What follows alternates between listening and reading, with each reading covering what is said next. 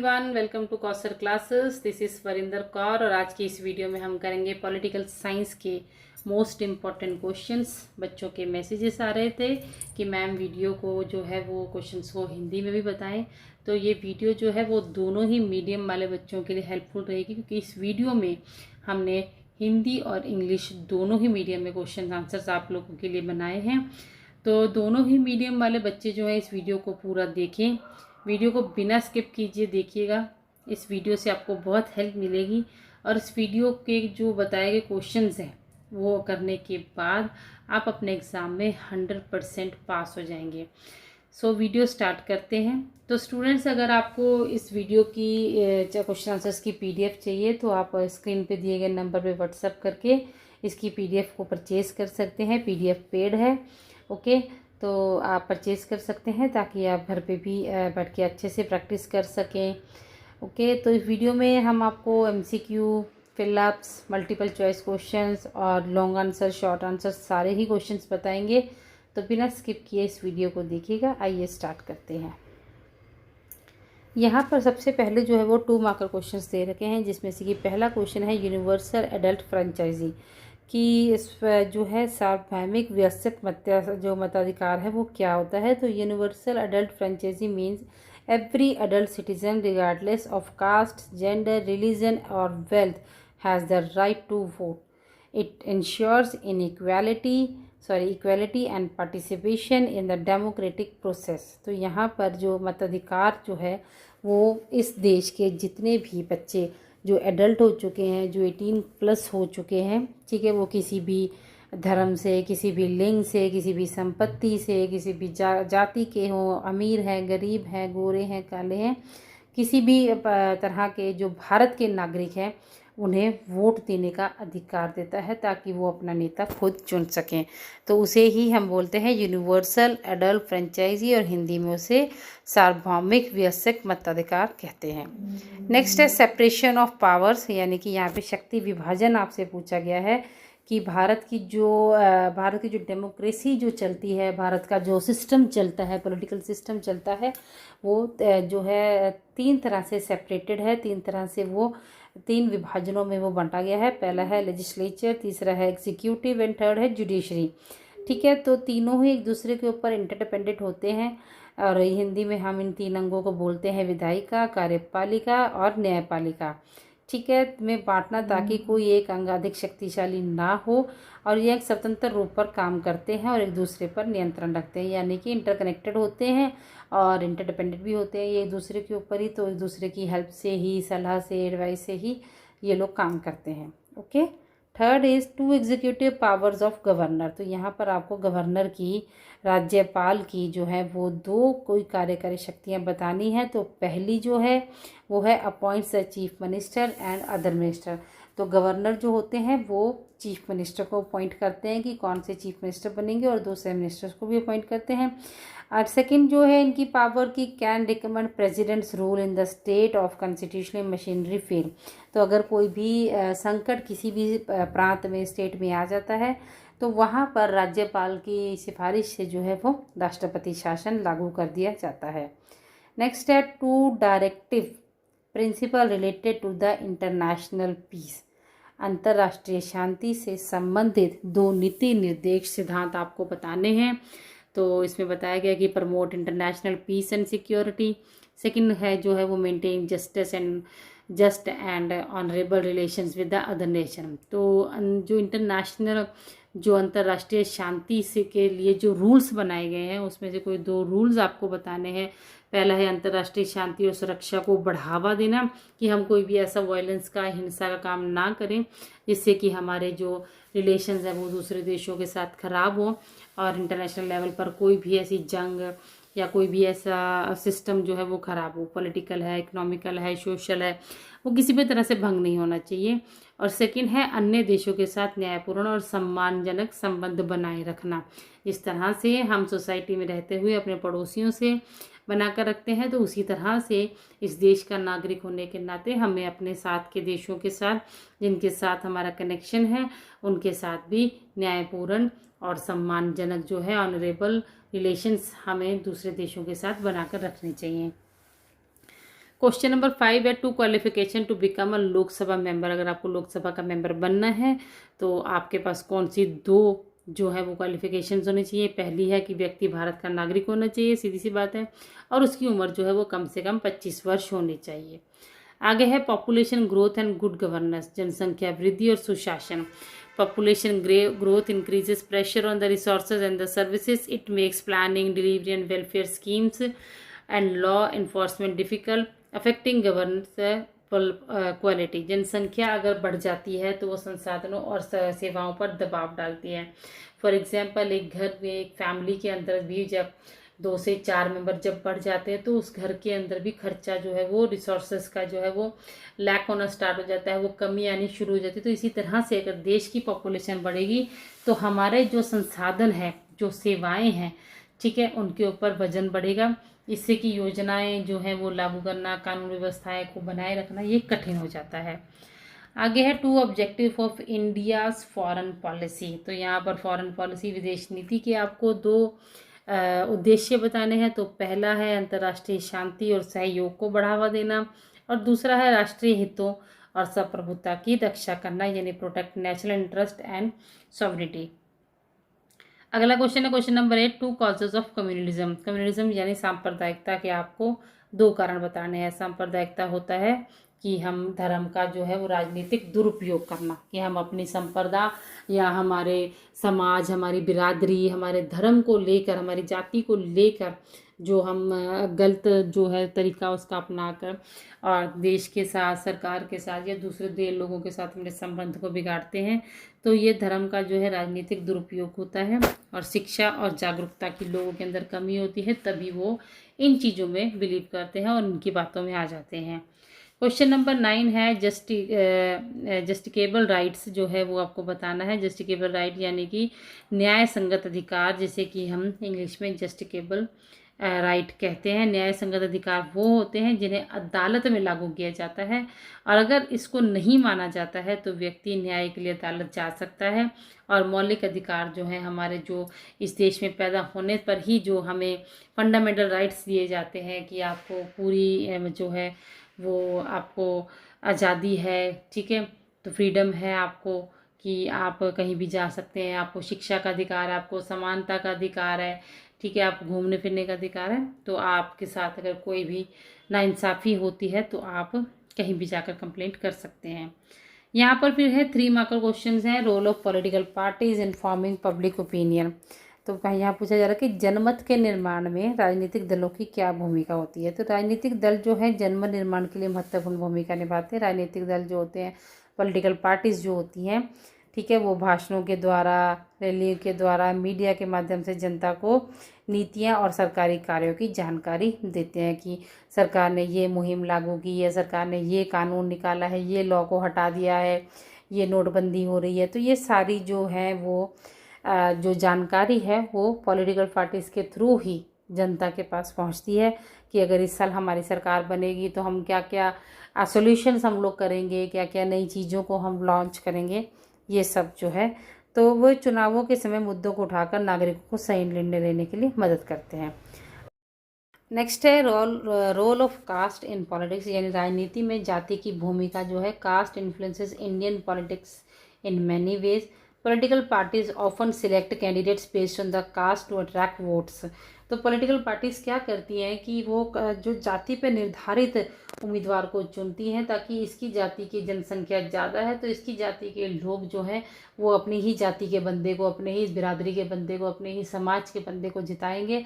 तो इससे क्या होता है कि जातिगत समूह प्रतिनिधित्व लाभ की मांग करते हैं, ठीक है। तो कभी कभी जाति एकता सामाजिक न्याय को बढ़ावा देती है, लेकिन अत्यधिक जातिवाद समाज को बांट सकता है। तो इस तरह से हम अपनी जाति का हित सोचते हैं, फ़ायदा सोचते हैं, और दूसरों की जाति, दूसरों के समाज का हित और फ़ायदा हम लोग नहीं सोचते हैं। So importance of prime minister's office. तो यहाँ पर पीएमओ यानी कि प्राइम मिनिस्टर के ऑफिस की आपको महत्वता बतानी है कि प्राइम मिनिस्टर के ऑफिस का, कार्यालय का क्या महत्व होता है। तो प्रधानमंत्री कार्यालय सरकार का जो है वो समन्वय केंद्र होता है, यानी इम्पोर्टेंट जो है वो जो सेंट्रल पॉइंट होता है कोऑर्डिनेशन के लिए गवर्नमेंट के साथ। यहीं पर ही सारे नेता इकट्ठे होते हैं और कोई भी रूल और रेगुलेशन जो है वो काम करते हैं या अपना कार्यालय जो है वो यहीं से चलाते हैं। तो यहाँ पर राष्ट्रीय और अंतर्राष्ट्रीय दोनों ही मामलों को संभाला जाता है। प्रशासन को सुचारू रूप से चलाने के लिए ही पीएमओ को यूज़ किया जाता है। आगे है इम्पैक्ट ऑफ कमिटेड ब्यूरोक्रेसी, यानी प्रतिबद्ध नौकरशाही का प्रभाव। प्रतिबद्ध नौकरशाही जो होती है वो सत्तारूढ़ दल की विचारधारा को समर्थन करती है, जिससे कि उसकी निष्पक्षता कम हो सकती है। यानी कि यहाँ पर जो है वो आइडियोलॉजी जो फॉलो वो करती है वो ब्यूरोक्रेसी की, विच में reduce neutrality, it can lead to based decision and favouritism in administration. तो यहाँ पर भी फिर ब्यूरोक्रेसी के द्वारा जो है वो निर्णय करना और प्रशासन जो है प्रशासन में भेदभाव हो जाता है। नेक्स्ट है इस role of central vigilance commission, यानी कि सीवीसी का यहाँ पर आपको रोल बताना है, केंद्रीय सतर्कता आयोग। तो की भूमिका आपको बतानी है कि the central vigilance commission is an independent body that fights corruption in central government departments. तो यहाँ पर ये जो सीवीसी है वो जो भ्रष्टाचार जो लोग करते हैं सरकारी डिपार्टमेंट्स के पे, तो उनके ऊपर इन्वेस्टिगेट्स करती है, कंप्लेंट्स और उनको डिसिप्लिन्स बताती है, और ऑनेस्टी के मैसेजेस जो है वो सरकारी जितने अधिकारी होते हैं जो विभाग में लगे होते हैं सरकारी विभाग के अंदर उनको पहुंचाती है। ठीक है, तो इसे हम सीवीसी कहते हैं, यानी कि सेंट्रल विजिलेंस कमीशन और केंद्रीय सतर्कता आयोग। Next is differences between state and government. तो यहाँ पर आपको सरकार और राज्य के बीच में अंतर बताना है। राज्य एक स्थायी संस्था है जिसमें क्षेत्र, जनसंख्या, संप्रभुता का कानून शामिल हो है, और सरकार एक अस्थायी संस्था है, ठीक है, जो राज्य को चलाती है और चुनावों के बाद बदलती रहती है। तो राज्य जो है वो एक पर्टिकुलर एरिया उसका अपना होता है, ठीक है, पर्टिकुलर लोग, पर्टिकुलर लैंग्वेज और कल्चर ये सब अलग होता है। राज्य का अपना एक मतलब कानून होता है, एक पॉपुलेशन के ऊपर रूल होता है उनका, और सरकार जो होती है वो इन राज्यों को चलाती है। ठीक है, तो भारत में कई प्रकार के राज्य हैं और सेंट्रल सरकार का कंट्रोल हर राज्य पर होता है। Features of communalism. तो यहाँ पे सांप्रदायिकता की आपको जो विशेषताएं आपको बतानी है कि सांप्रदायिकता धर्म के प्रति निष्ठा को राष्ट्रीय एकता के ऊपर रखती है। ठीक है, यानी कि राष्ट्रीय एकता हो ना हो लेकिन हमारे धर्म और हमारी जाति के लोगों के बीच में एकता होनी जरूरी है। यह समुदाय के बीच में विभाजन पैदा करती है और अक्सर संघर्ष का कारण बनती है।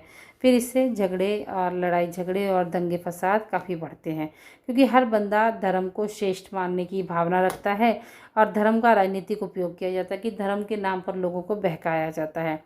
Role of UN in peace keeping. तो यहाँ पर संयुक्त राष्ट्र की शांति स्थापना की भूमिका आपको बतानी है कि जो है वो यूएन की जो क्या भूमिका है पीस कीपिंग में। तो संयुक्त राष्ट्र संघर्ष क्षेत्रों में शांति सेना भेजकर शांति बनाए रखना, यह युद्ध विराम की निगरानी करता है, नागरिकों को सुरक्षा प्रदान करता है। ठीक है, तो peace keeping forces to conflict areas, जहाँ पर भी दंगे फसाद कुछ हो रहे होते हैं तो वहाँ पर उनकी हेल्प करना, या यहाँ पर किसी देश के ऊपर किसी दूसरे देश ने हमला कर दिया है तो उस देश को फाइनेंशियली, फिजिकली, मेंटली हर तरह की हेल्थ को प्रोवाइड करवाना ताकि शांति जो है वो बनी रहे। आगे है importance of model code of conduct. The model code of conduct ensures free and fair elections. It sets rules for political parties and candidate during campaigns. ठीक है, तो it prevents misuse of powers of hate speech and unfair. तो यहाँ पर आदर्श आचार संहिता का महत्व जो है वो स्वतंत्रता और निष्पक्ष चुनाव सुनिश्चित करता है। यह चुनाव प्रचार के दौरान राजनीतिक दलों और उम्मीदवारों के लिए नियम तय करती है। ओके, तो यह सत्ता के दुरुपयोग, घृणास्पद और भाषण और अनुचित गतिविधियों को भी रोकती है। नेक्स्ट है स्टूडेंट्स 5 मार्कर क्वेश्चंस। ठीक है, तो जिसमें power and functions of prime minister आ जाते हैं कि प्राइम मिनिस्टर की क्या पावर है और उनके क्या काम होते हैं। तो प्रधानमंत्री जो होते हैं वो सरकार के प्रमुख होते हैं और सबसे शक्तिशाली जो उनका पद होता है, उनकी सीट जो होती है वो सबसे ऊपर होती है और मोस्ट पावरफुल पर्सन वो होते हैं, और हर मंत्रिमंडल के बैठकों की अध्यक्षता वो करते हैं। जैसे वो मतलब रूल्स को वो निकालते हैं, गवर्नमेंट को वो रूल मानने पड़ते हैं, सारी गवर्नमेंट को, पूरे प्रजा को वो रूल्स को फॉलो करना पड़ता है। तो देश में जितने भी काम होते हैं वो प्रधानमंत्री की सलाह से ही होते हैं, और वो मतलब कुछ भी मतलब निर्देश जो है वो दे सकते हैं, यहाँ तक कि वो राष्ट्रपति की नियुक्तियों को लेकर लोकसभा को भंग करने के मामलों में भी निर्देश और सलाह दे सकते हैं। तो इस प्रकार से कई प्रकार के जो हैं वो प्रधानमंत्री के जो है पावर हैं और उनकी जो कार्य हैं, उनके फंक्शन हैं। फिर आ जाता है हमारा power of judicial of the supreme court. तो यहाँ पर आपको सर्वोच्च न्यायालय की शक्तियाँ और क्षेत्राधिकार बताना है। तो जैसे कि हमने ऊपर के क्वेश्चन में पढ़ा ही था कि भारत की सरकार 3 लेवल पर काम करती है। पहला हो जाता है विधायिका, फिर कार्यपालिका और न्यायपालिका। तो यहाँ पर न्यायपालिका यानी सुप्रीम कोर्ट को भी यहाँ पर मोस्ट इम्पॉर्टेंस दे रखी है, ठीक है, सीट दे रखी है। तो वो क्यों है और क्या शक्तियाँ उसके पास है? तो सर्वोच्च भारत जो supreme court the highest judicial authority in India है, it has original judicial to dispute between the central state. तो ये कुछ भी फैसला ये ले सकते हैं, ठीक है। तो ये राज्य और सरकार के बीच के विवादों को सुलझा सकते हैं, कोई भी लॉ निकाल सकते हैं या कोई भी ये ऑर्डर प्लेस कर सकते हैं। तो उससे क्या होता है कि कोई भी ऑर्डर देने से ये सरकार को, राज्य जो राष्ट्रपति हैं और जो बाकी मंत्रिमंडल हैं उनको ये फॉलो करने पड़ते हैं। आगे है फीचर्स ऑफ इंडियन फेडरलिज्म। तो भारतीय संघीयवाद की यहाँ पर विशेषता बतानी है कि भारतीय संघवाद में शक्तियों का विभाजन केंद्र और राज्य सरकार के बीच में होता है।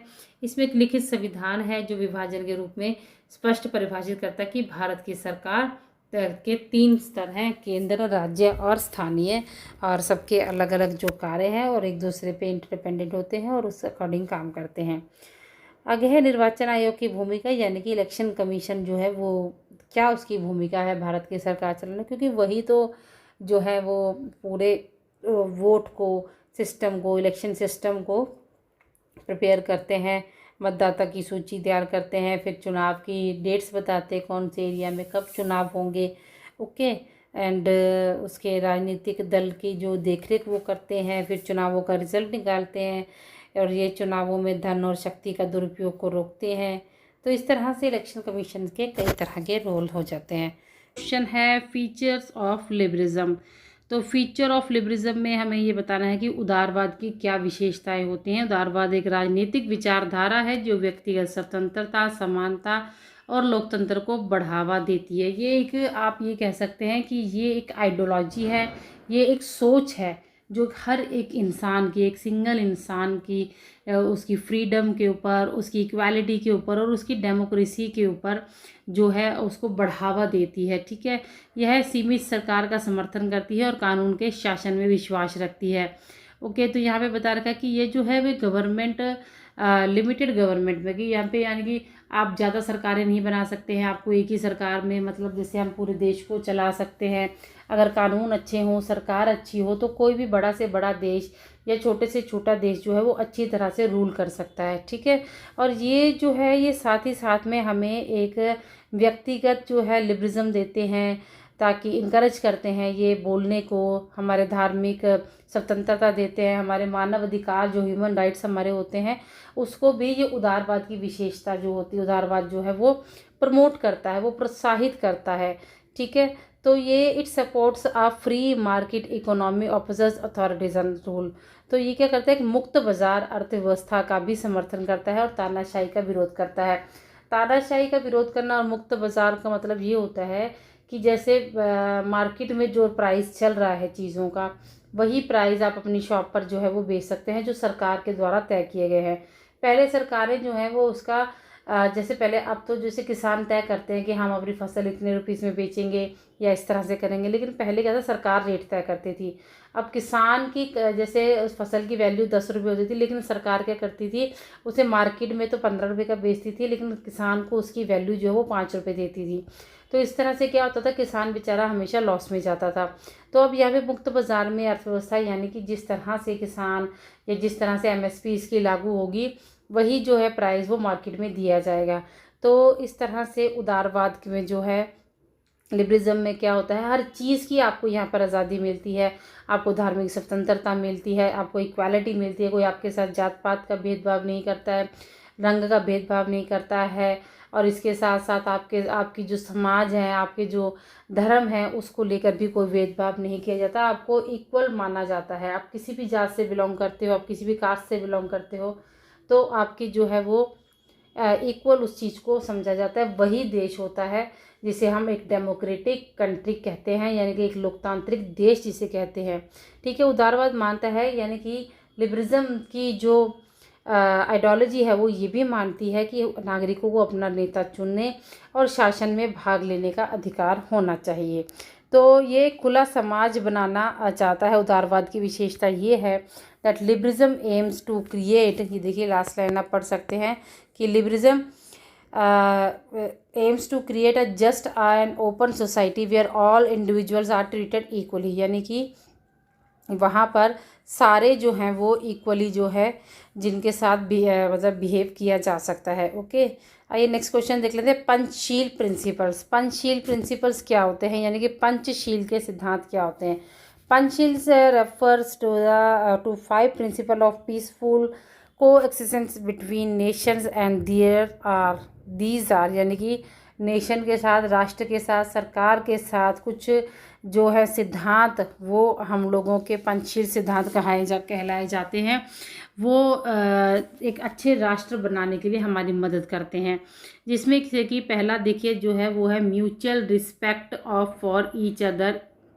ठीक है, यहाँ पे हम जो है वो दूसरा हर एक के साथ जो है वो मतलब समानता से आप कह सकते हैं कि एक दूसरे के एक संप्रभुता का सम्मान, यानी मैं आपकी जो रीति रिवाज हैं, आपके जो कल्चर हैं, आपकी जो आज़ादी है उसका मैं सम्मान करूँगी। आक्रामकता नहीं करनी है, आक्रामकता होता है अग्रेशन नहीं करना है, आपको गुस्से में नहीं आना है, आंतरिक मामलों में हस्तक्षेप नहीं करना है। किसी भी देश में क्या चल रहा है, उनके राज्य के साथ, सेंटर सरकार के साथ उनके क्या रिलेशंस हैं, तो पंचशील के सिद्धांतों के अनुसार आप दूसरे देश के अंदर जो है वो इंटरफेरेंस नहीं कर सकते हैं। ठीक है, समानता और पारस्परिक लाभ होता है इसके अंदर, इक्वालिटी एंड म्यूचुअल बेनिफिट होते हैं कि कोई भी देश जो है दूसरे देश के साथ, अगर एक देश काम करेगा तो उसका फ़ायदा दूसरे देश को भी इस तरह से होता है। तो these principles were signed between India and China in 1954।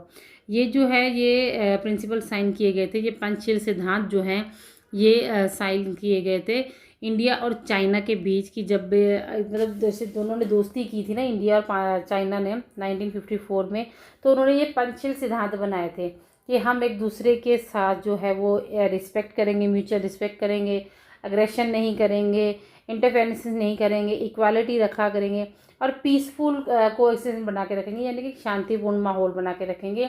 तो ये इसे कहते हैं पंचशील सिद्धांत। ठीक है, जो कि पंचशील भारत विदेश नीति के मार्गदर्शक सिद्धांत बन गई और कई देशों द्वारा सम्मानित की जाती है।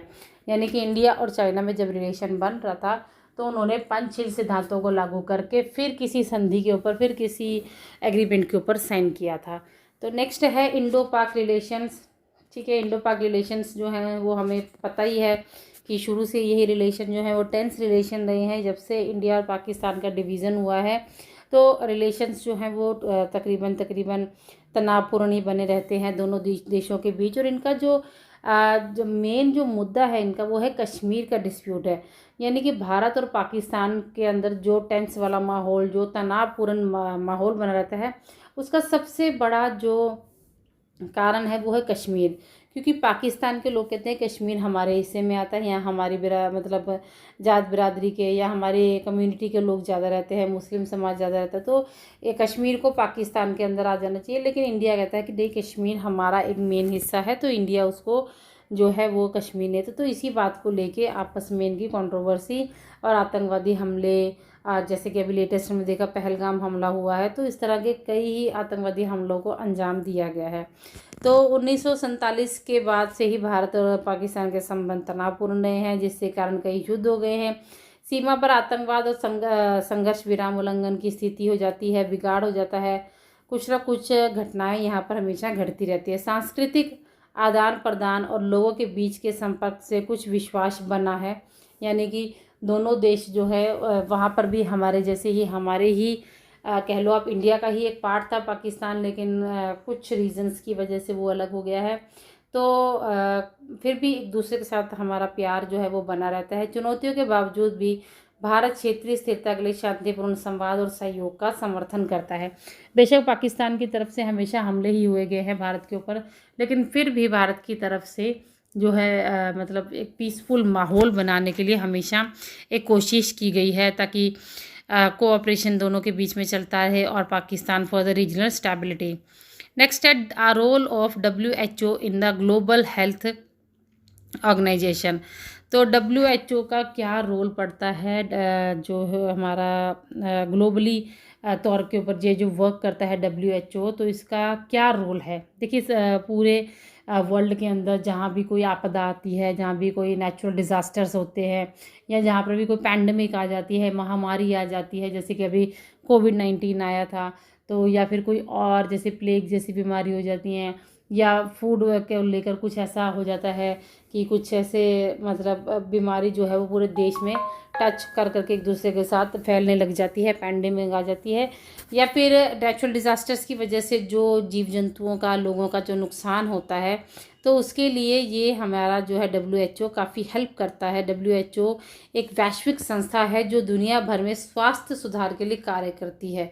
ठीक है, ये स्वास्थ्य मानक तय करती है, टीके प्रदान करती है, स्वास्थ्य आपात स्थितियों में देशों की मदद करती है। मतलब पूरे वर्ल्ड में जहाँ कहीं भी कोई ज़रूरत पड़ी है हेल्थ को लेकर, हेल्थ इश्यूज़ को लेकर, वहाँ पर इन्होंने जो है हमेशा WHO हम मदद करता है। WHO ने ही पोलियो, कोविड-19 और मलेरिया जैसी बीमारियों से लड़ने में महत्वपूर्ण भूमिका निभाई है। ये स्वास्थ्य कर्मियों को प्रशिक्षण देती है और स्वच्छता और पोषण के बारे में जागरूकता, मतलब ये जो इनके एम्प्लॉयज़ होते हैं, ये इनको जो है काफ़ी तरह से शिक्षित करके, इनको एजुकेट करके घर घर पहुंचाते हैं, ताकि लोगों को आने वाली समस्याओं के बारे में पता लगे और वो जागरूक रहें, और उनके बीच में जागरूकता फैलानी। ठीक है, जैसे एड्स जैसी बीमारी को लेकर लोगों के बीच में, कोरोना जैसी बीमारी को लेकर कि किस तरह से हम अपना प्रोटेक्शन इनसे कर सकते हैं, प्रिकॉशंस हम ले सकते हैं।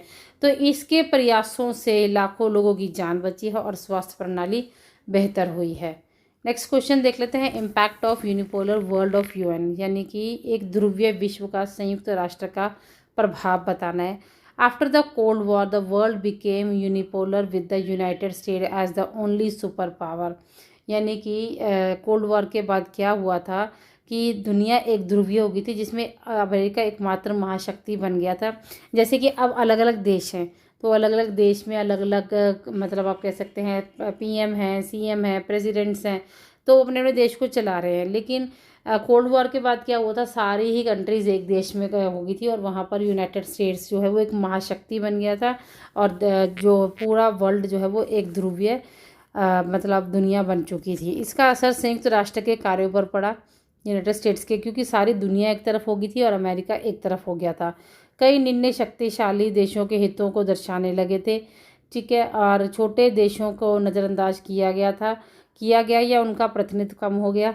संयुक्त राष्ट्र की शांति स्थापना और विवाद समाधान की भूमिका राजनीतिक दबाव के कारण हुई। हालांकि संयुक्त राष्ट्र अभी भी शांति, विकास और सहयोग को बढ़ावा देता है, लेकिन एक ध्रुवीय विश्व में उसकी प्रभावशीलता पर सवाल उठते हैं कि सारे ही देश, देखिए यहाँ पर बताया जा रहा है क्वेश्चंस के अंदर कि अमेरिका ही एकमात्र ऐसी महाशक्ति बन गया था जिसका कि असर जो है वो संयुक्त राष्ट्र के कार्य पर पड़ा था। इसके कई निर्णय जो है वो देश जो है वो कई मिलकर मतलब बड़े बड़े निर्णय ले रहे थे, जिससे कि अमेरिका के ऊपर काफ़ी इम्पैक्ट पड़ा था, और छोटे देशों को कोई पूछता नहीं था, आपस में ही देश मिलकर फैसला कर लेते थे। तो कुछ जो है सही, इसके काफ़ी मतलब बैड इम्पैक्ट आप कह सकते हैं कि वर्ल्ड पर और यूनाइटेड स्टेट्स पर पड़े थे।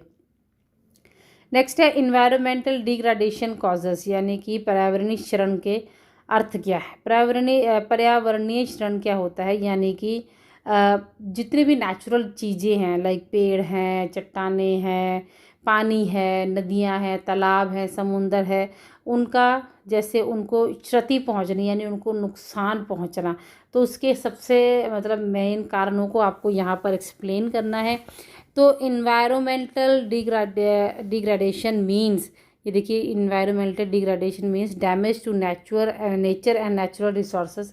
एज आई टोल्ड यू, मैंने भी आपको यही बात बताई है कि इसका मतलब होता है कि जो कुदरती चीज़ें होती हैं, कुदरती संसाधन जो होते हैं, उनका नुकसान होना।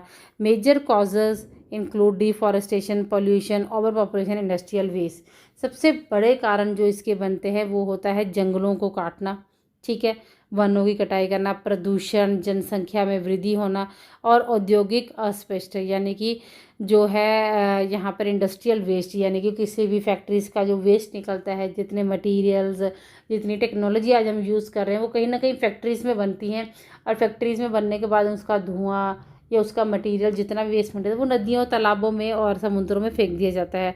पेड़ काटने से ऑक्सीजन की कमी हो रही है और कार्बन डाइऑक्साइड बढ़ती है। वायु और जल प्रदूषण के स्वास्थ्य और जैव विविधता को भी नुकसान होता है। तो इस तरह से पर्यावरण को जो है वो हर तरह से नुकसान पहुंच रहा है। तो पर्यावरण को यहाँ पर हमें बचाने की खास ज़रूरत है। नेक्स्ट है कम्युनल वायलेंस कॉजेस, यानी कम्युनल वायलेंस क्या होता है? सांप्रदायिक हिंसा। सांप्रदायिक हिंसा होती है कि एक धर्म दूसरे धर्म के साथ लड़ रहा है, एक समाज दूसरे समाज के साथ लड़ रहा है, और इसके लड़ने से भारत को बहुत सारे नुकसान या कम्युनिटी के दूसरे लोगों को बहुत सारे नुकसान झेलने पड़ते हैं। Communal violence happens when people different religious clash, यानी कि अलग अलग धर्म के लोग आपस में क्लैश करते हैं। Causes include political misuse of religion, hate speeches and historical conflicts, lack of education and employment and increase tensions. Okay, तो यहाँ पर देखिए, यहाँ पे बताया जा रहा है कि धर्म का राजनीतिक दुरुपयोग, भड़काऊ भाषण होते हैं, यहाँ पर भड़काऊ भाषण, राजनीतिक दुरुपयोग होता है, और ऐतिहासिक विवाद होता है कि हाँ यहाँ पर तो जी मंदिर था, यहाँ पर मस्जिद था। जैसे कि हम पिछले कई सालों से देखते आ रहे हैं, बाबरी मस्जिद और अयोध्या वाले मंदिर को लेकर कुछ ना कुछ जो है वो लड़ाई झगड़े हमेशा चलते आ रहे हैं। तो उसे ही हम सांप्रदायिक हिंसा कहते हैं, जहाँ पर एक समाज दूसरे समाज से लड़ पड़ता है, ठीक है। तो उसे हम ये कहते हैं कम्युनलिज्म, जो है वायलेंस कॉजेस कहते हैं। नेक्स्ट है differences between state and society. अब आपको यहाँ पे समाज और राज्य के बीच में अंतर बताना है। देखिए, राज्य एक अलग चीज़ है, समाज एक अलग चीज़ है। State is a political organisation and with defined territory, population and government. जो स्टेट होता है उसका एक पॉपुलेटेड, मतलब एक पॉलिटिकल ऑर्गेनाइजेशन होती है, जैसे कि दिल्ली है, पंजाब है, राजस्थान है, गुजरात है। इस तरह से स्टेट को डिक्लेयर किया जाता है, जिसका एक पर्टिकुलर एरिया होता है, एक पर्टिकुलर लैंग्वेज होती है, एक पर्टिकुलर पॉपुलेशन वहाँ पर होती है, एक पर्टिकुलर उनका क्षेत्रफल होता है, और पर्टिकुलर उनके रिचुअल्स होते हैं। तो उसे हम एक स्टेट घोषित कर देते हैं, ठीक है, और कानून व्यवस्था को वो बनाकर रखते हैं। देखिए, यहाँ पर यह कानूनी अधिकार रखता है और कानून व्यवस्था को बनाए रखने के लिए बल का प्रयोग भी करता है कि अगर कोई भी हिंसा या कोई भी इशू यहाँ पर हो जाते हैं तो स्टेट उसको हैंडल करता है। तो स्टेट में हर तक किस्म के लोग रहते हैं, हर समाज के लोग रह सकते हैं, हर धर्म के लोग रह सकते हैं, कहीं से भी आकर लोग वहाँ पे कामकाज को लेकर अपना बस सकते हैं। लेकिन समाज एक लोगों का समूह होता है, इट्स नॉट आप कह सकते हैं पर्टिकुलर एरिया होता है, ना इनकी कोई पॉपुलेशन का पता होता है। ये एक पर्टिकुलर जैसे कि जात होती है, ठीक है, तो वैसे ही समाज होता है जो परंपराओं और मूल्यों के साथ मिलकर रहता है। ये संबंधों और सहयोग पर आधारित होता है, और ये राज्य औपचारिक और कानूनी होता है, जबकि समाज अनौपचारिक और सामाजिक होता है। यानी कि स्टेट के अंदर कई तरह के मतलब आप कह लो कि फॉर्मल होता है, उसके अंदर लॉ बनाए जाते हैं, लेकिन समाज के अंदर कोई भी लॉज नहीं बनाए जाते हैं। नेक्स्ट क्वेश्चन देख लेते हैं। नेक्स्ट क्वेश्चन है डायरेक्टिव प्रिंसिपल सक्सेसफुली इम्प्लीमेंटेड, यानी कि यहाँ पर पूछा जा रहा है कि सफलतापूर्वक लागू किए गए नीति निर्देश के सिद्धांत आपको यहाँ पे बताने हैं। तो सिद्धांत में देखिए, अलग अलग तरह के several directive principles have implemented in the India. हर तरह के कई तरह के जो हैं सिद्धांत वो लागू किए हैं। पहला है equal pay for equal work is followed in many sector, यानी जो जितना काम करेगा उसको उतने ही पैसे मिलेंगे। कोई अच्छी जात का है, कोई छोटी जात का है, कोई बड़े समाज का है, कोई छोटे समाज का है, कोई गोरा है, कोई काला है, कोई किसी भी नस्ल का है, तो यहाँ पर वो मैटर नहीं करता है। जो बंदा जितना काम करेगा, इक्वल काम करेगा, तो उसे इक्वल पे का वो अधिकार बनता है। फिर है free and compulsory education is provided under the right to education. यहाँ पर फ्री एजुकेशन जो है वो हर जात और हर धर्म के लोगों को दी जाती है। मिड डे मील स्कीम्स होती हैं जिसमें बच्चों के न्यूट्रिशन का और एजुकेशन का ध्यान रखा जाता है। Panchayati Raj institutions ensure local self government, यानी कि पंचायती राज जो है उससे कि हर देश के मुद्दे को, हर घर के मुद्दे को हम सुप्रीम कोर्ट, हाई कोर्ट या सिटी कोर्ट तक नहीं लेकर जा सकते, तो उसे पंचायती राज को इतना हक दिया गया है कि वो पंचायत के अंदर भी छोटे छोटे से मुद्दों को सुलझाकर और जो है अपना गवर्नमेंट चला सकते हैं। आगे है maternity benefits and welfare scheme supports women and worker. तो मैटरनिटी जो होते हैं मातृत्व लाभ और कल्याणकारी योजनाएं महिलाओं के लिए और श्रमिकों की सहायता देते हैं। इस तरह से एक कल्याणकारी समाज की स्थापना होती है। Next question is importance of right to constitutional remedies. तो कॉन्स्टिट्यूशनल रेमेडीज़ हैं यानी कि संवैधानिक उपचार के अधिकार के महत्व आपको बताने हैं। तो संवैधानिक उपचार के this right allows a citizen to approach the courts if their fundamental rights are violated. यानी कि यहाँ पर आपको एक इम्पोर्टेंस दी जा रही है कि कॉन्स्टिट्यूशन में, हमारे संविधान में जो रेमेडीज़, जो हमारे संविधान में जो अधिकार हमें दिए गए हैं, अगर हमारे अधिकारों का कोई उल्लंघन करता है, ठीक है, तो हमारे अंदर पूरा हमें जो है वो पूरा अधिकार है, पूरा राइट है सिटीजन्स को, भारत के सिटीजन्स को, कि वो अपने फंडामेंटल राइट्स को लेकर मतलब कंप्लेंट कर सकते हैं। ठीक है, ये डेमोक्रेसी को प्रोटेक्ट करता है और इंसाफ का रास्ता हमें दिखाता है, ये न्याय को सुनिश्चित करता है।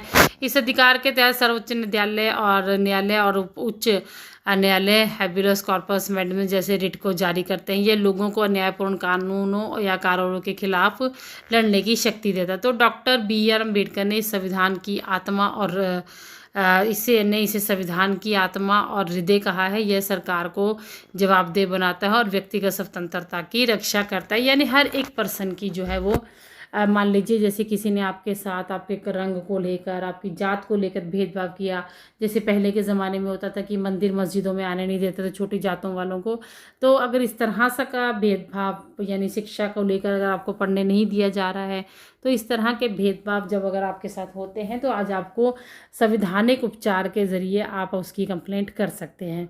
Next is UN organs and meditation activities module 7A। Okay, तो यहाँ पर हमने देखिए आपके 2 मॉड्यूल आते हैं 7A और 7B। तो यहाँ पर हमने A मॉड्यूल लिया है। ओके, तो जिसमें से आपको जो बताना है कि आपको UN के ऑर्गन्स बताने, अंग बताने हैं यूनाइटेड नेशंस के, और मेडिटेशन एक्टिविटीज़ आपको बताने। तो इसमें ऑर्गन्स आ जाते हैं। सबसे पहला यानी कि अंग क्या है UN ऑर्गन्स के, UN के, यूनाइटेड नेशंस के। तो पहला आ जाता है general assembly all the member country discuss global issue. तो जनरल असेंबली में बैठ के जितने भी राष्ट्र हैं वो लेकर अपने किसी भी टॉपिक को लेकर, जैसे किसी देश के साथ उनका कोई मुद्दा चल रहा है, कोई लड़ाई झगड़ा चल रहा है, तो या कोई उनके देश में इशू चल रहा है जिसका कोई सोल्यूशन नहीं हो पा रहा है, जैसे पैंडेमिक आ गई या कोई नेचुरल डिज़ास्टर हो गया, तो जनरल असेंबली में हर प्रकार के देश के लोग बैठ सकते हैं जो उसके मेंबर्स हैं, और वहाँ पर उन ग्लोबल इश्यूज़ को लेकर वो लोग बातचीत कर सकते हैं। नेक्स्ट है सिक्योरिटी काउंसिल। यहाँ पर सिक्योरिटी काउंसिल जो है वो आपको peace maintains peace and security and send peace keeping forces. तो यहाँ पे शांति बनाए रखने के लिए यहाँ पे कई तरह की जो है वो ऑर्गन्स यहाँ पर बनाए गए हैं। तो 6 ऑर्गन्स है, 6 में से 2 हैं जनरल असेंबली और सिक्योरिटी काउंसिल। थर्ड है इंटरनेशनल कोर्ट ऑफ जस्टिस, यानी जो कि पूरे ही डिस्प्यूट्स को, जितने भी डिस्प्यूट्स होते हैं कंट्रीज़ के बीच में, उन सबको वो इंटरनेशनल कोर्ट जो है वो सॉल्व करता है। इकोनॉमिक एंड सोशल काउंसिल, तो इसे हम इको SOC भी कहते हैं, जो कि डेवलपमेंट करता है, जो कि वर्क करता है डेवलपमेंट और ह्यूमन राइट्स के ऊपर।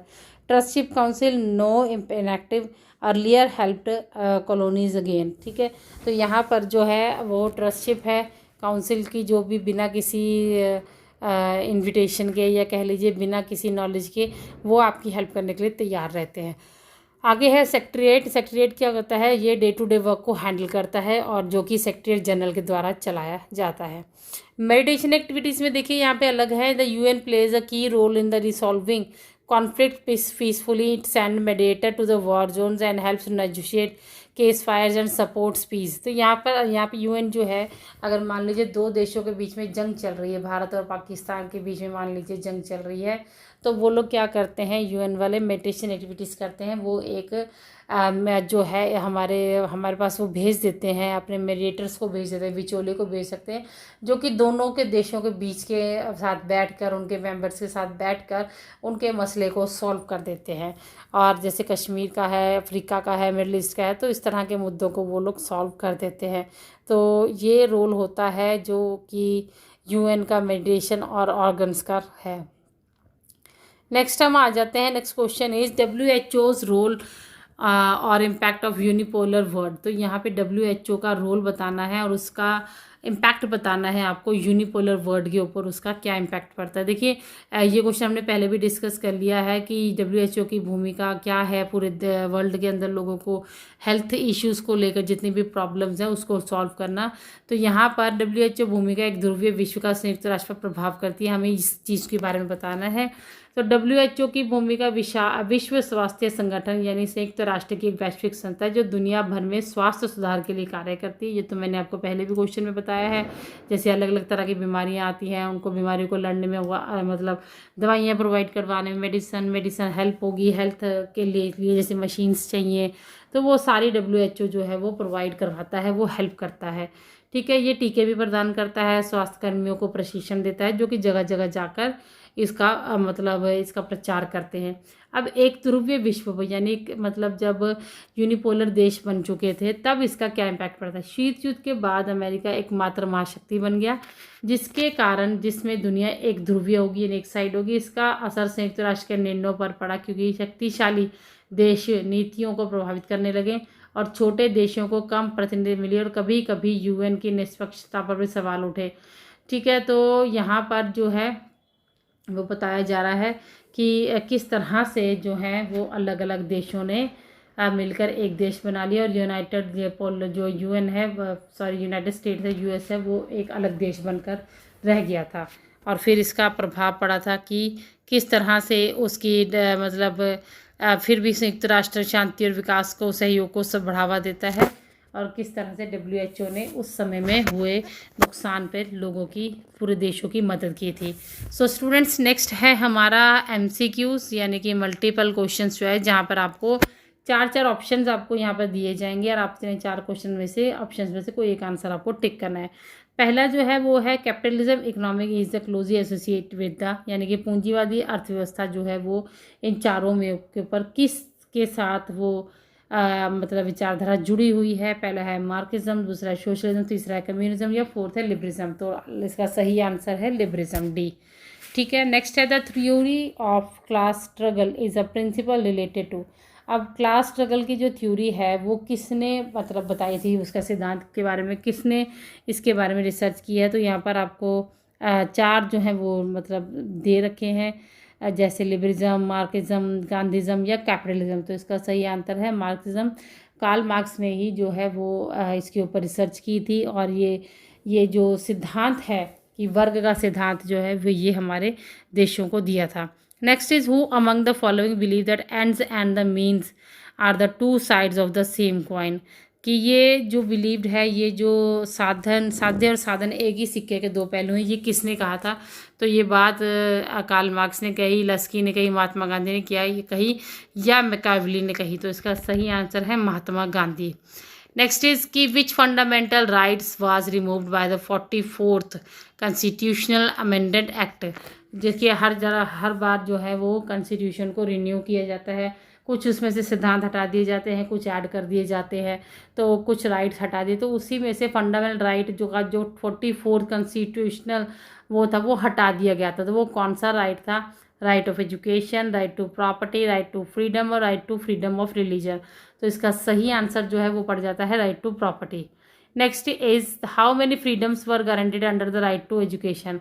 कि यहाँ पर स्वतंत्रता कितनी स्वतंत्रताएं आपको दी जा रही हैं। तो वो है टोटली 6 जो है हमें अधिकार दिए जा रहे हैं। Right to education, right to जो हमारा रिलीजन है, ओके, फ्रीडम है, हमें इस तरह के 7 सिद्धांत आपको दिए जाते हैं। 6 अधिकार आपको दिए जाते हैं। Next is who presides over the session of the Rajya Sabha की अध्यक्षता कौन करता है बैठकों की, तो वो है the vice president. What can be the maximum number of the members of Lok Sabha, Lok Sabha के कुल कितने सदस्य होते हैं, तो the correct answer is 552। Next is a money bill can be introduced in the Lok Sabha with the prior approval that speaker, president, prime minister और vice president. तो इसका जो सही जो आंसर है कि लोकसभा के अंदर मनी बिल को कौन पेश करता है, तो लोकसभा के अंदर मनी बिल को राष्ट्रपति पेश करते हैं। Next is high court work under the superintendence direction and control of the. High court किसकी सुप्रिंटेंडेंस में काम करता है, प्रेसिडेंट, गवर्नर, सुप्रीम कोर्ट और लॉ मिनिस्टर। तो इसका सही आंसर है सर्वोच्च न्यायालय, यानी कि सुप्रिंटेंडेंट के, सुप्रीम कोर्ट के सुप्रिंटेंडेंस में हाई कोर्ट जो है वो काम करता है, क्योंकि हाँ सुप्रीम कोर्ट जो है वो सबसे बड़ा है और हाई कोर्ट उससे थोड़ा सा नीचे आ जाता है, सर्वोच्च न्यायालय। और इसके बाद आ जाता है एन ईवीएम, यानी कि इलेक्ट्रॉनिक वोटिंग मशीन। अगर आप लोगों ने वोट दिया तो आपको पता होगा electronic voting machine can accommodate a maximum number of how many candidates. तो यहाँ पर कितने कैंडिडेट्स उस मशीन को जो है वो दर्शाए जा सकते हैं, 12, 16, 20 या 24। तो सही आंसर है, the correct answer is 16। Next is which political party one 5 general elections in a raw in India. कौन सी पॉलिटिकल पार्टी ने लगातार 5 आम चुनाव जीते थे, तो Bharatiya Janata party, Indian national Congress, national conference या डीएमके। तो इसका सही आंसर है भारतीय राष्ट्रीय कांग्रेस ने लगातार 5 आम चुनाव जीते थे। Which of the following is the regional party of Haryana. Haryana की रीजनल पार्टी जो है, क्षेत्रीय पार्टी कौन सी है, Telugu Desam, all party hill leaders conference, Shivsena या इंडियन नेशनल लोकदल। तो इसका सही आंसर है Indian national Lokdal. Next is which one of the following is not feature of good governance. तो इनमें से कौन से, वो चारों में से कौन सा ऑप्शन है जो कि एक अच्छी सुशासन की विशेषता नहीं है। तो इसका सही आंसर है एब्सोल्यूट पावर टू एडमिनिस्ट्रेशन, प्रशासकों को असीमित शक्तियां दे देना, यानी कि जो देश को, जो राज्य को चला रहे हैं उनको अनलिमिटेड सीमाएं अगर आप दे देंगे तो वो उसका दुरुपयोग ही करेंगे। तो इसीलिए ये जो है ये सबसे जो है अच्छा फीचर नहीं है। Next is in which year was universal declaration of human rights adopt. तो ह्यूमन राइट का डिक्लेरेशन कौन से देश, मतलब सन के अंदर अडॉप्ट किया गया था, तो इसका सही आंसर है 1948, यानी कि आज़ादी के 1 साल बाद ही मानव अधिकारों की सार्वभौमिक घोषणा की गई थी। उसके बाद देखिए क्वेश्चन आता है sustainable development is more about the, कि सतत विकास जो है वो किसके ऊपर किया जाता है, डेवलपमेंट के ऊपर, एजुकेशन के ऊपर, एग्रीकल्चर के ऊपर या एनवायरनमेंट के ऊपर। तो the correct answer is environment. United Nations was established on 24 अक्टूबर 1946, 24 नवंबर 1945, 24 नवंबर 1946। तो द करेक्ट आंसर इज 24 अक्टूबर 1945, जबकि कांग्रेस का जो है वो मतलब सतत विकास होना शुरू हो गया था। नेक्स्ट इज संयुक्त राष्ट्र की स्थापना कब हुई थी। संयुक्त राष्ट्र की स्थापना जो है दूसरे देशों के साथ मिलकर हुई थी 24 अक्टूबर 1945 को। नेक्स्ट इज क्वेश्चन नंबर 17, जिसमें पूछा गया है कि विच one of the following is not an organ of United nation, कि इनमें से कौन सा जो है वो यूनाइटेड नेशन का ऑर्गन नहीं है। जनरल असेंबली तो है, अभी हमने पढ़ के आए हैं, सिक्योरिटी काउंसिल भी है, सेक्रेटेरिएट भी है, सिर्फ बचा यूनेस्को। तो UNESCO is the correct answer. Next is what is the correct full form of NAM. NAM की फुल फॉर्म जो है वो आपको बतानी है। Non aligned movement, non aligned movement, non assigned movement and not alternate movement. तो इसका सही आंसर है दैट नॉन अलाइंड मूवमेंट। पहले न्यू था, अब नॉन है। ओके आगे है next question, NPT stand. NPT क्या होता है? एनपीटी का मतलब होता है न्यूक्लियर नॉन प्रोलिफरेशन। ठीक है, तो इसका मतलब होता है कि न्यूक्लियर नॉन प्रोलिफरेशन ट्रीटी। आगे है all the members of United Nations are the member of which organ. जितने भी यूनाइटेड नेशंस के मेंबर हैं वो किस ऑर्गन्स के मेंबर्स हैं। तो सबसे पहले आंसर जो इसका आता है वो है जनरल असेंबली के, क्योंकि जनरल असेंबली में हर देश के लोग जो यूनाइटेड नेशन का पार्ट हैं वो सभी आकर बैठते हैं। संयुक्त राष्ट्र के सभी सदस्य किस अंग से सदस्य होते हैं? संयुक्त राष्ट्र के सभी सदस्य महासभा के यानी international court of justice general assembly के सदस्य होते हैं। तो स्टूडेंट नेक्स्ट आ जाता है हमारे fill in the blanks. Fill in the blanks आपको घर से अच्छे तरह से चैप्टर्स को पढ़कर जाना है। तो फिल इन द ब्लैंक्स में देखते Gandhi ji advocated dash powers as he consider the spirit of dash. तो यहाँ पर डिसेंट्रलाइजेशन एंड डेमोक्रेसी जो है इसके सही आंसर है। गांधी जी ने डैश का समर्थन किया जिससे कि वो डैश की भावना मानते थे। तो यहाँ पर गांधी जी का क्वेश्चन पूछा गया है। तो क्वेश्चन है उदय दैट की विकेंद्रीकरण लोकतंत्र।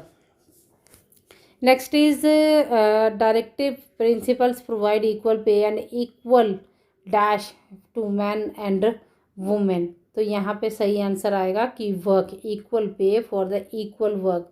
एक जैसा काम करोगे तभी एक जैसा पैसा मिलेगा।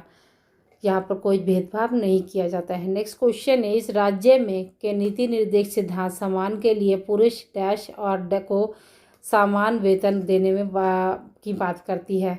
तो सिद्धांत समान जो है वो है कार्य और पुरुष को है जो है वो महिला। ठीक है, तो ये आंसर इसका directive provides people. Next is in the original constitution of India there were dash fundamental rights. तो इंडियन कॉन्स्टिट्यूशन के अकॉर्डिंग भारत के अंदर जो है वो 7 जो हैं वो मौलिक अधिकार होते हैं। Next is the president of India can be through a process called impeached और इम्पीचमेंट, यानी कि महाभियोग और महाभियोग, यानी कि एक दूसरे के साथ सहायता भी देनी और एक दूसरे के ऊपर जब भी कोई मुसीबत आती है तो जिस तरह से हम अपने आस पड़ोस में मदद करते हैं वैसे हमें अपने देशों को भी इसी तरह की मदद करनी चाहिए।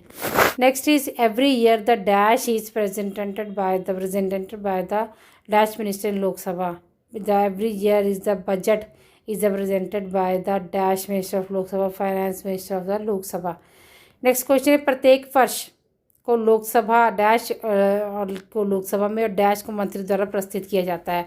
हर साल जो है वो बजट पेश किया जाता है तो बजट और उसके खर्चे वो बताए जाते हैं।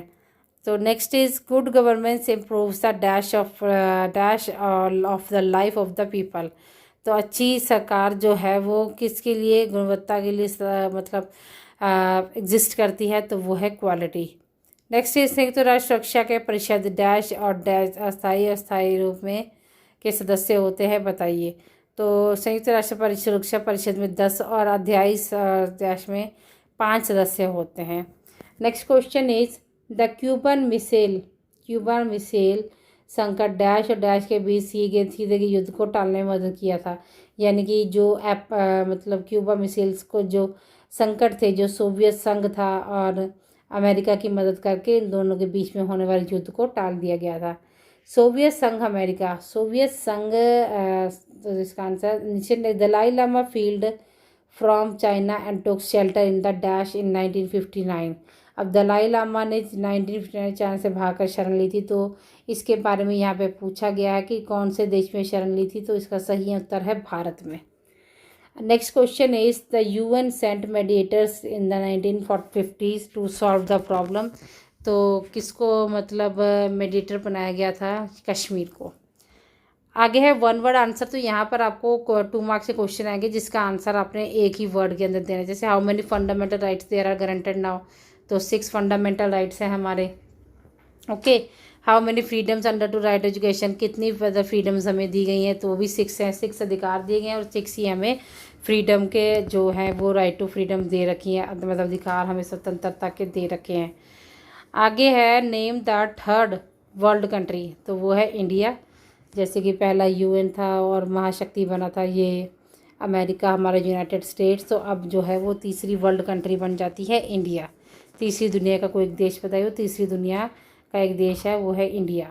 क्योंकि जब जब पूरे देश में कोल्ड वॉर चले थे तो महाशक्ति के रूप में एक सोवियत सिस्टम बन गया था, सोवियत संघ बन गया था, ठीक है, और दूसरा बन गया था यूनाइटेड स्टेट्स। और जो तीसरी दुनिया थे उसमें वो देश थे जो ना तो सोवियत संघ की तरफ थे और ना ही अमेरिका की तरफ थे, वो बीच में थे।